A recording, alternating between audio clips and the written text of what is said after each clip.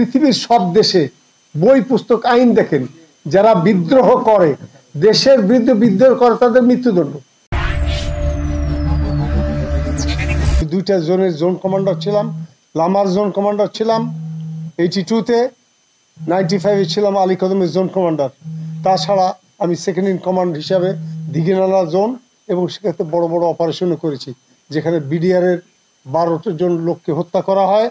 তারা কোনো ক্রমেই তাদের ডেড বডি আনতে পারে নাই। আমাকে হেলিকপ্টার করে নামানো হয়েছে 55 জন লোক দিয়ে। সেই অপারেশন করে 5 মাস বর্ডার ডিমার্কেশনের এই ঘটনা ঘটে।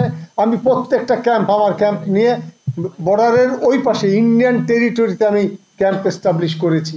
কেন? এই কঞ্ছুতাতে, যে এটা আনডিমার্কেটেড বর্ডার লাইন, মানে এটা ডিমার্কেশন নাই, তো অনুমান ভিত্তিক, তা আমি কোনটা জানি না। আমি যেখানে ক্যাম্প করছি বাংলাদেশের এয়ারফোর্স ডিনাই করছে আমাদেরকে, ওখানে আমরা নামতে পারবো, ওটা ইন্ডিয়ান জায়গা।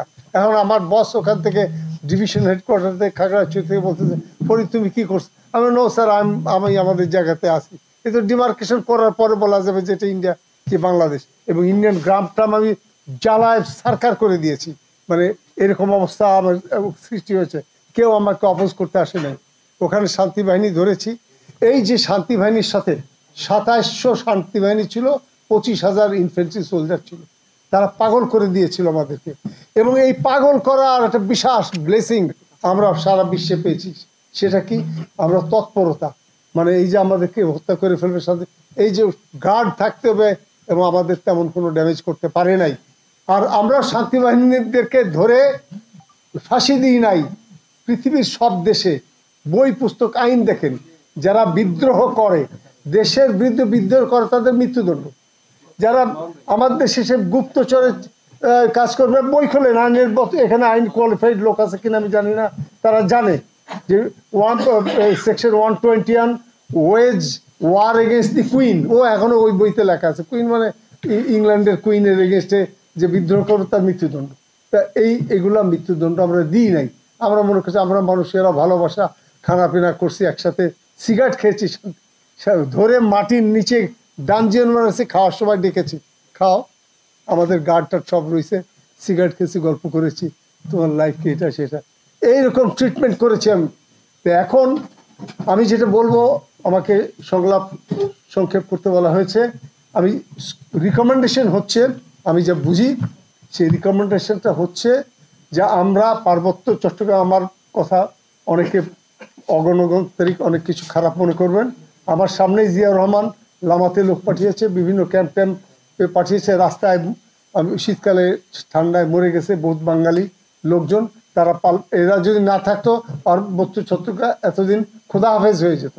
তাই এই যাওয়াতে একটা ঠেকানো গেছে, এবং এটা সারা জীবনের মধ্যে ঠেকাইতে গেলে এখন আমি মনে করি যে 50,000 পাহাড়ি লোক যারা ভলেন্টিয়ার হবে, তাদের পরিবার সহ আমাদের এই 400 উপজেলায় খাস জায়গা জমি, 5 বছরের তাদের ছেলে মেয়েদের স্কুল, খাওয়া থাকা রেশনের ব্যবস্থা করে তাদেরকে নিয়ে আসতে। আর এর এগেনস্টে 50,000 আমাদের এখানকার retired army, police, railway department, বিভিন্ন সব রিটায়ার্ড লোক আছে, তাদেরকে নিয়ে একটা ফার্ম তৈরি করতে হবে প্রেসিডেন্টের আদেশে। তারা বিশ্বের যে সমস্ত ফল টল আমাদের এই অঞ্চলে হয়, বহু ফল নাই আমরা দেখি না, এই যে ড্রাগন ফ্রুট একটা ফার্স্ট ক্লাস হয়, কিন্তু কেউ চেষ্টা করেনি। এই গবেষণার চেষ্টামূলক এই চাষবাস এখানে এরা করবে, চাকরি করবে, তারা ওখানে অধিবাসী হবে না, আবার তাদেরকে রিপ্লেসমেন্ট 3 বছরের চাকরি চুক্তিতে যাবে, আবার ফিরে আসবে। এইভাবে যদি করা হয় তাহলে এটা আমাদের কবজা থাকবে।